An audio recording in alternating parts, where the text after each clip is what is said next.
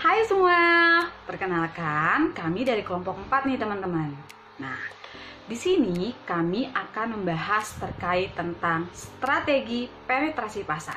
Teman-teman bisa lihat ya slide yang ada di atas aku ini. Nah, tapi sebelum masuk di sini nih, kita akan memperkenalkan dulu nih siapa-siapa aja sih kelompok 4. Yang pertama itu ada saya sendiri, Dinda Ayu Putri Maiseka, dan yang kedua ada rekan saya yaitu Muhammad Zidan Wismono, dan yang ketiga ada rekan saya Rivo Maisal, dan yang keempat yaitu yang terakhir rekan saya yaitu Koirul Imam.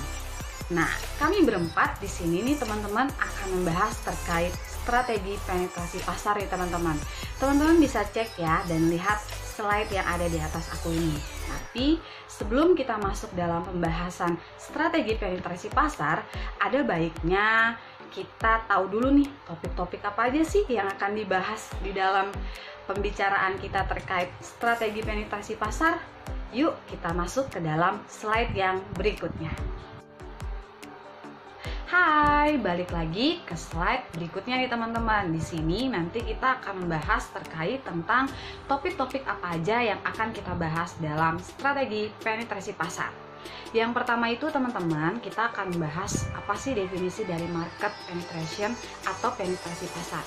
Yang kedua, kita akan sama-sama membahas yaitu tentang latar belakang dari strategi penetrasi pasar itu sendiri. Yang ketiga, kita akan membahas terkait tujuan dari market penetration itu sendiri nih teman-teman. Dan yang keempat, itu kita akan sama-sama mengetahui bagaimana sih tantangan implementasi strategi market penetration itu sendiri.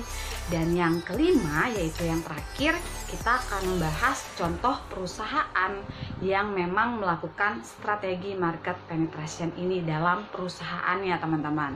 Nah, teman-teman juga bisa lihat nih ya, di slide di atas ini sudah tertera apa-apa aja yang kita akan bahas. Yuk kita next ke slide berikutnya yang akan dijelaskan oleh rekan saya Muhammad Zidan Wismono. Simak bersama ya teman-teman.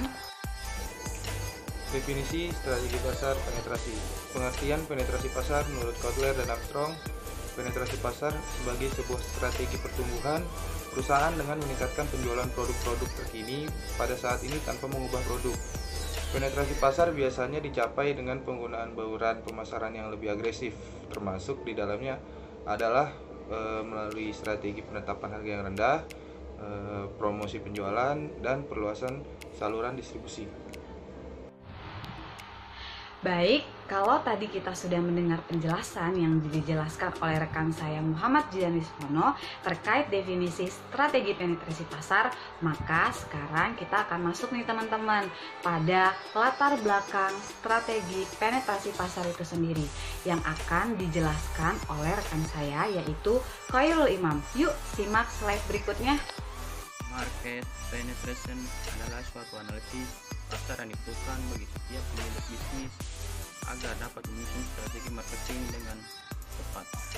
Butuh persiapan yang matang dalam menjalankan sebuah bisnis usaha.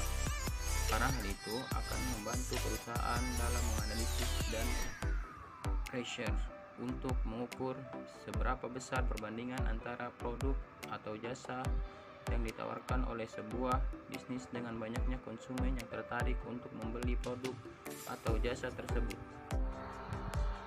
Nah, balik lagi nih teman-teman di slide berikutnya. Di sini aku akan menjelaskan terkait tentang apa sih tujuan perusahaan dalam menerapkan strategi penetrasi pasar tersebut. Nah, yuk kita simak videonya di slide berikutnya. Nah, berikutnya ada tujuan perusahaan dalam menerapkan strategi penetrasi pasar nih teman-teman. Ini adalah 4 tujuannya nih teman-teman. Yang pertama itu tujuannya agar mempertahankan dan meningkatkan pangsa pasar produk perusahaan nih teman-teman. Hal ini dapat dicapai oleh kombinasi dari strategi harga yang memang kompetitif, dari iklan, dan juga promosi penjualan teman-teman. Tujuan yang kedua yaitu agar perusahaan mampu juga bersaing dengan kompetitor yang memang memiliki produk ataupun merek yang sama, sehingga dominasi pasar semakin kuat nih teman-teman.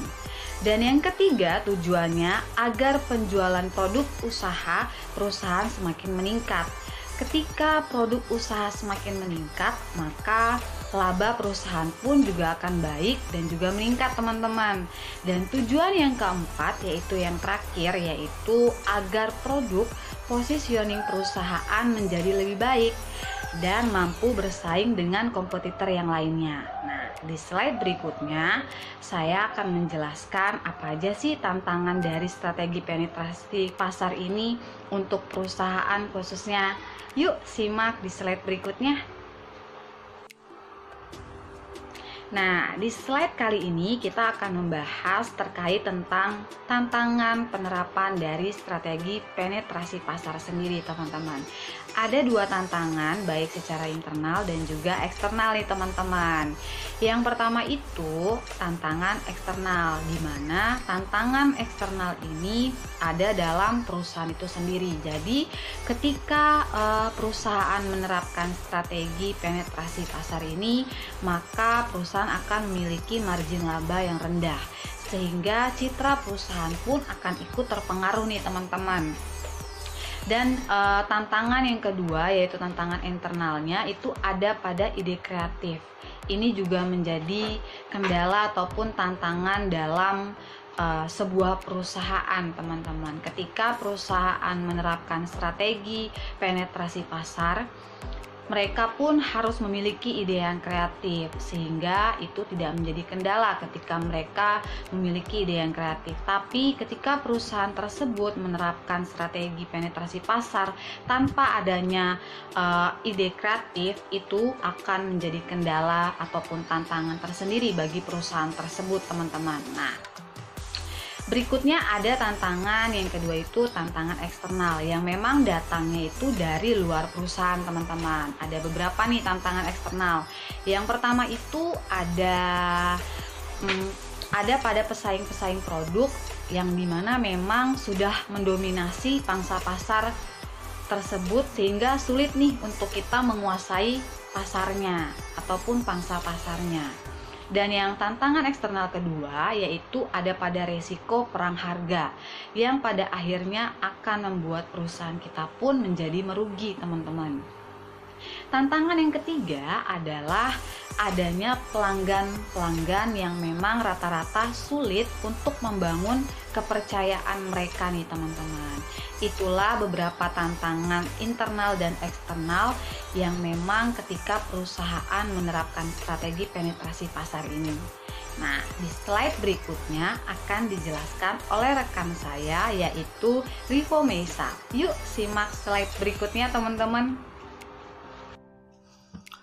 Contoh perusahaan yang melakukan strategi penetrasi pasar bisa dilihat dari perusahaan teknologi Apple. Pada 2017, Apple mengumpulkan pangsa pasar sebesar 50% pasar ponsel secara global. Apple konsisten memperkenalkan gadget terbaru atau iPhone dengan fitur-fitur canggih terkini, termasuk iPhone X atau iPhone 10. Sebagai hasil dan strategi penetrasi pasarnya, Apple kini merajai pasar ponsel di seluruh dunia. Contoh perusahaan lainnya yaitu pada PT Gojek Indonesia, di mana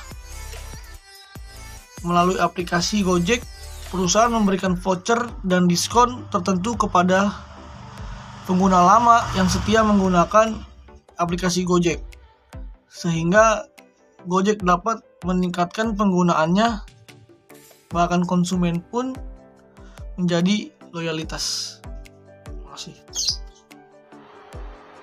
Nah, kali ini kita udah sampai pada kesimpulan nih teman-teman. Kalau tadi rekan-rekan saya dan saya dari kelompok 4 sudah menjelaskan terkait pembahasan kami tentang strategi penetrasi pasar, maka telah sampai pada kesimpulannya.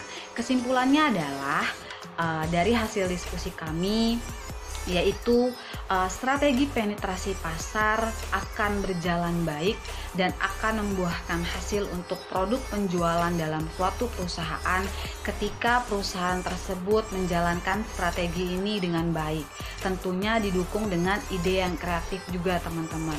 Maka hal itu akan membuat sebuah perusahaan juga akan bertahan dan mampu bersaing dengan kompetitor-kompetitor yang lainnya nih teman-teman. Tapi ketika strategi penetrasi pasar ini dijalankan dengan tidak baik ataupun kurang baik ataupun tidak didukung dengan ide yang kreatif, maka tidak menutup kemungkinan perusahaan pun tidak akan mampu bersaing dengan kompetitor-kompetitor yang lainnya. Maka untuk itu, ketika kita berada dalam sebuah perusahaan ataupun nanti kita memiliki perusahaan dan ingin menerapkan strategi penetrasi pasar ini, pastikan kita menjalankan strategi ini dengan baik dan ide kreatif yang juga baik nih teman-teman. Nah, sekian presentasi dari kelompok 4. Sekiranya presentasi dari kelompok kami bisa bermanfaat bagi kalian semua. Terima kasih. Sampai jumpa di topik berikutnya ya teman-teman.